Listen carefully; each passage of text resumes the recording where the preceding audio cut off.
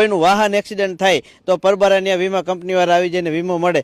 તો આ કેવડી મોટી કંપની છે. તેલના ડબ્બાના 3000 થાય તો એ તમારી ગૃહિણીનું બજેટ ખોરવાઈ જાય છે.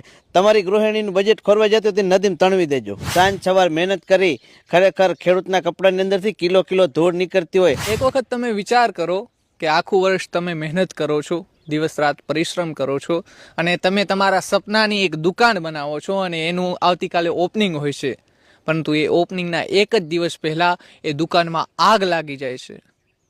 કેવો આંચકો લાગશે? પરંતુ આજે આગ લાગી છે એ ખેડૂતોના હૃદયમાં. આજે આગ લાગી છે એ ખેડૂતોના પોતાના આખા વર્ષની આશામાં. આજે માવઠાએ ખેડૂતોને પાયમાલ કરી દીધા છે.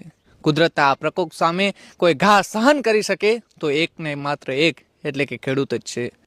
શું કહેશો, આજે માવઠું આવ્યું છે, કેવા ઘા લાગ્યા? માવઠાના ઘા એવા લાગ્યા છે કે ભાઈ અમારા હે ને